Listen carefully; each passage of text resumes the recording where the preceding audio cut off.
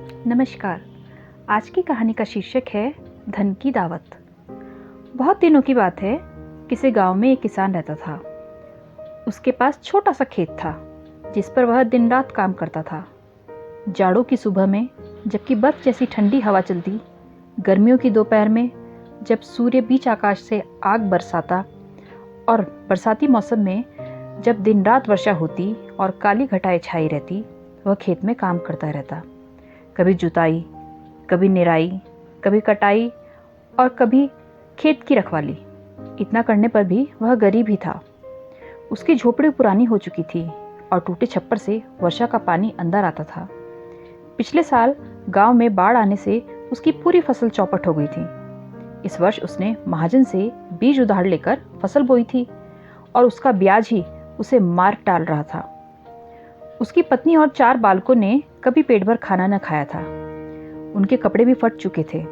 जाड़ों की रात में अलाव जलाकर वो चारों ओर बैठकर पूरी रात काटते थे। उसकी पत्नी की एक बहन थी जिसका विवाह एक सेठ से हुआ था।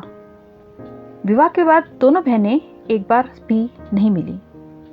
सुना था उसकी बहन की बड़ी सी हवेली थी, घोड़े थे, एक रथ था, अनेक नौकर और बहुत सा धन था। एक दिन जब वह किसान बहुत परेशान था और उसके बच्चे भूख से चिल्ला रहे थे, तो उसकी पत्नी ने कहा, क्यों ना मेरी बहन के घर चलें, उसके पास सब कुछ है, वो हमारी सहायता जरूर करेगी। किसान बोला, जिस बहन ने तुम्हें आज तक नहीं पूछा वो क्या सहायता करेगी? 10 कोस दूर ही तो रहती है वो। फिर भी हम जाएंगे, पत्नी ने जिद की और वो तैयारी करने लगे। बालक खुशी से चिल्लाने लगे, हम मौसी के घर जाएंगे, बड़ा मज़ा आएगा। और वे बैलगाड़ी में बैठकर चल पड़े। 10 कोस का फासला भी कम नहीं था। सारी दोपहर उनके सिरों पर बीती।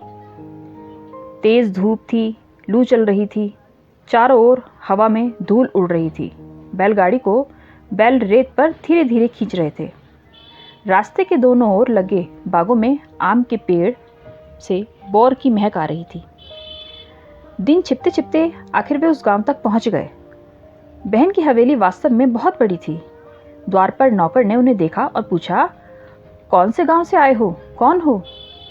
किसान की पत्नी ने कहा, सेठानी से कहो उनकी बहन मिलने आई है। नौकर ने जाकर बताया तो बहन ने उससे पूछा, किस हाल में है? नौकर ने उत्तर दिया, फटे हाल, फटे कपड़े, धूल में लिपटे हुए। बहन ने मुंह बनाकर कहा, कह दो मेरा जी अच्छा नहीं है और आराम कर रही हूँ। जिस झोपड़ी में गाय बनती है वहां ठहरा दो और बचा कुचा खाना दे दो। किसान और उसकी पत्नी ने जब यह सब होता देखा तो उनकी आंखों में आंसू आ गए और उसी समय वे घर लौट आए। अगले दिन दोपहर को सभी बालक बाहर खेल रहे थे। किसान और उसकी पत्नी नीम के नीचे खाट बिछाए और आंखें बंद किए विचार में खोए हुए थे कि उन्होंने तोता मैना को बातें करते सुना। तोता बोला, कितना दुख है इस किसान के जीवन में, ऐसा जीना भी क्या जीना कि कभी कोई सुखी ना मिले। मैना ने ठंडी सांसें भरकर कहा, ठीक कहते हो, इनके दिन फिर जाते अगर ये जागते होते और हमारी बातें सुन लेते। इस पेड़ की जड़ में एक खजाना छिपा है और ये दोनों सो रहे हैं, हाय रे नसीब। कुछ ही देर में वे दोनों पक्षी उड़ गए। किसान और उसकी पत्नी ने उनकी सारी बातें सुन ली थी। सुना तुमने? पत्नी ने बोला। पंछियों की बात का क्या भरोसा, किसान ने कहा। फिर भी देखना तो चाहिए कि बात कितनी झूठ और कितनी सच है, पत्नी ने उठते हुए कहा। किसान भी उठ खड़ा हुआ। कुछ देर बाद दोनों वृक्ष की जड़ खोदने लगे। काफी गहरा खोदने पर एक डेग निकली जो सोने के सिक्कों से भरी हुई थी। देखते ही वे खुशी से झूम उठे। अब तो किसान ने एक सुंदर हवेली बनवाई, अनेक नौकर रखे और सवारी के लिए हाथी, घोड़े और रथ खरीदे।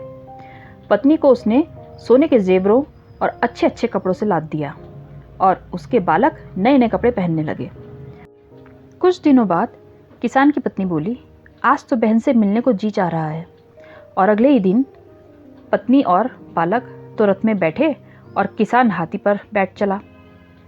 दूसरे गांव पहुंचते पहुंचते फिर रात हो गई। हवेली के द्वार पर खड़े नौकर ने देखा तो भागा भागा सेठानी के पास गया और बोला, आपकी बहन आई है। किस हाल में है? उसने पूछा। रानियों की तरह सज धज कर सोने से लदी रथ में बैठी और उसका पति हाथी पर सवार, नौकर ने बताया। सेठानी दौड़ती हुई बाहर आई, बहन को गले लगाया, बालकों को चूमा और उसके पति के पैर छुए।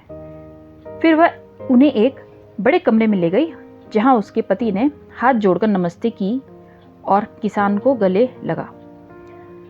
मेहमानों को कालीन पर बैठाया गया और उनके सामने तरह तरह के पकवान, मिठाई, मेवे परोसे गए।